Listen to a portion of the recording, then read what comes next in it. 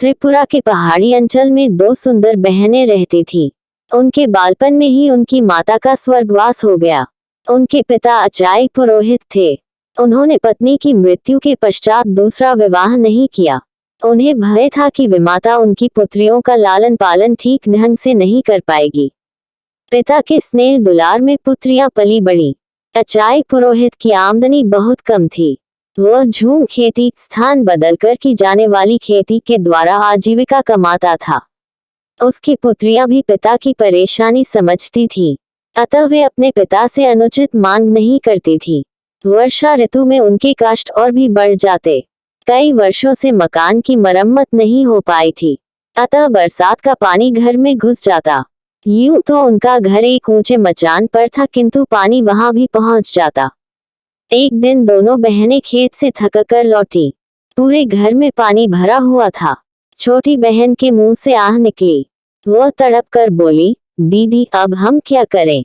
ठहरो, देखती हूँ, शायद कुछ मायदुल भात का बना त्रिपुरी भोजन पड़ा होगा, अभी उसे खाकर ही भूख मिटाते हैं, कहकर बड़ी बहन ने सांत्वना दी। बड़ी बहन ने थैला टटोला, किंतु खाने को कुछ नहीं मिला।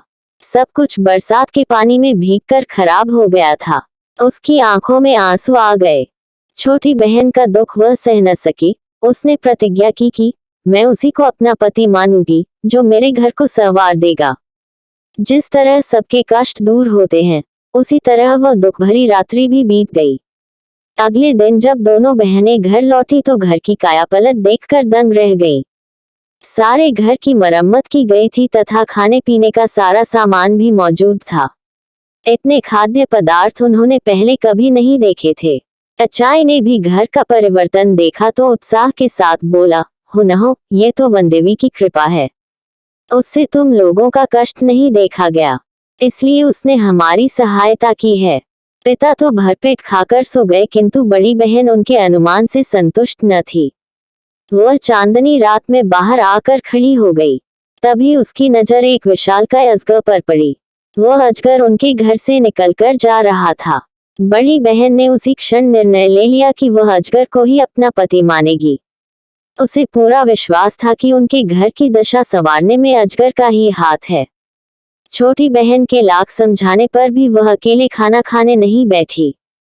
तब हार कर छोटी बहन ने अपने जीजा जी को पुकारा, कुमुई कुमुई, माइटा नानी फायदे दो। जीजा जी, खाना खाने आइए। यह आवाज सुनते ही अजगर घर में आ पहुंचा। दोनों बहनें उसके विशाल स्वरूप से घबरा गईं, किंतु वह शांति से भोजन करके लौट गया। ये क्रम काफी समय तक चलता रहा। एक दिन अचाई पुरोहित को पता चला तो वह आग बबूला हो उठा। उसकी सुंदरी पुत्री एक अजगर को पति माने, यह उसे स्वीकार न था। जब बड़ी बेटी खेत पर गई तो उसने छोटी बेटी से कहा, तुम रोज की तरह जीजा जी को पुकारो। छोटी ने समझा कि शायद उससे मिलना चाहते हैं। उसने फिर हाँक लगाई, कुमुई कुमुई, माइटा नानी फायदे दो।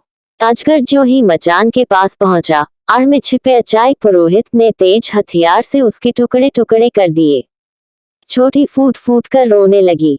बड़ी बहन ने जब अपने अजगर की मृत्यु का समाचार सुना तो वह दुखी हो गई। कुछ ही दिनों में उसके मन में अजगर के प्रति प्रेम भाव जाग गया था। उससे वियोग की कल्पना से वह भयभीत हो उठी।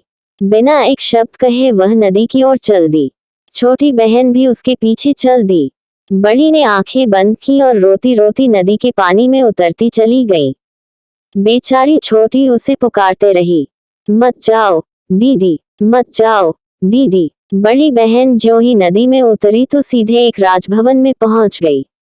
जल के नीचे इतना सुंदर महल देखकर वह दंग रह गई।